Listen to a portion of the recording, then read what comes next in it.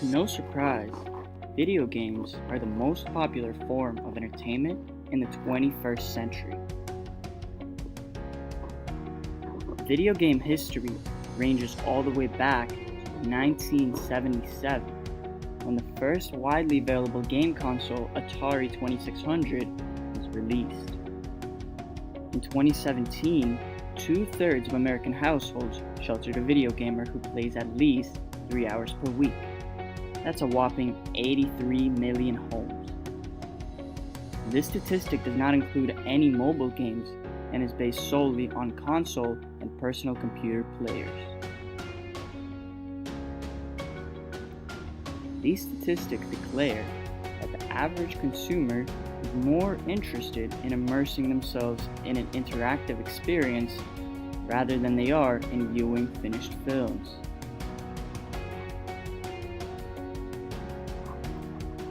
The preference of games over movies is caused by a few simple factors.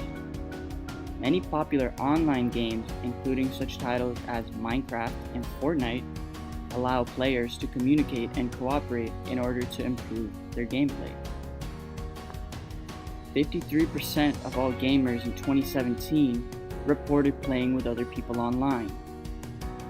Non-communication in online games comes at the expense of gameplay quality, forcing the user to improve their connective abilities as they play.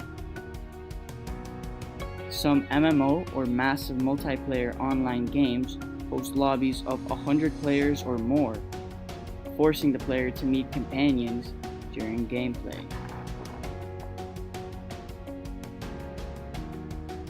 FPS, or first-person shooter, is the most popular type of video games.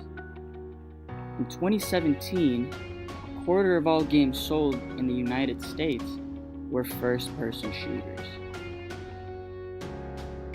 Reflexes and cognitive abilities are a key component in mastering shooters. As the player encounters more attention-demanding situations during gameplay, they improve their reaction time, attention allocation, and multitasking capacity. This can have prodigious effects on one's decision-making in real life. Additionally, adventure, puzzle, and quest games can escalate a child's problem-solving skills as well as their attention span. More than 2 billion people around the world are gamers. To put that number in better perspective, it's exactly 63% of all internet users and 26% of the world population.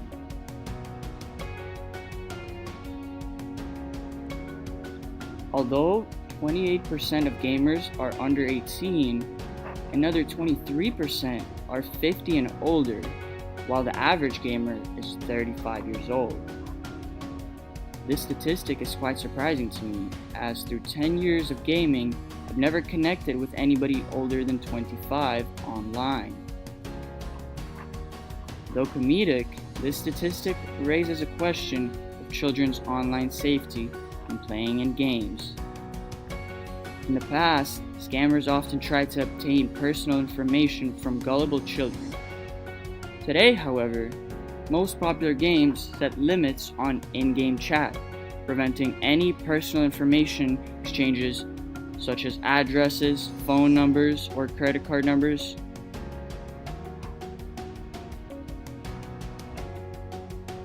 In many studies, gaming has been proven to increase aggression levels in teenagers. Research suggests violent games desensitize children to violence.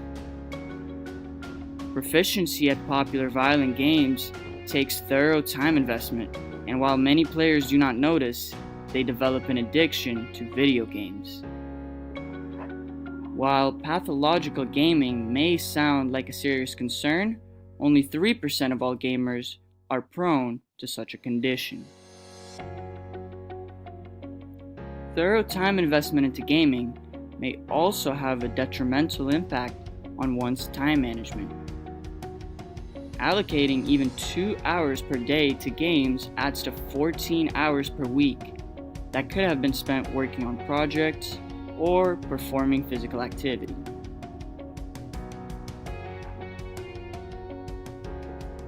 "86% of all parents have a clear understanding of the ESRB rating system designated to keep violent games away from children." The E, or Everyone rating, however, states that the game may or may not contain minimal cartoon violence and or infrequent use of mild language. This is not a great system for parents who don't want their children to be influenced by any violent elements.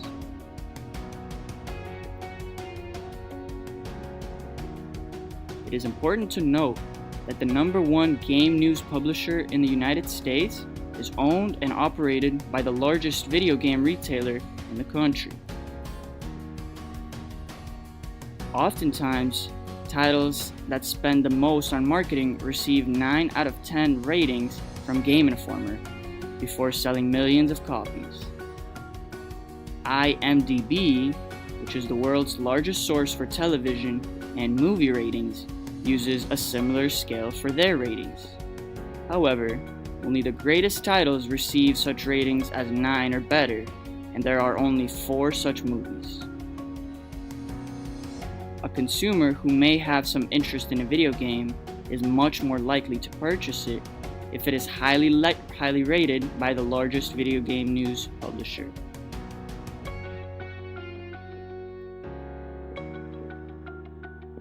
This is exactly why parents must limit their own screen time in order to allocate time to understanding what engages their children in the games they play.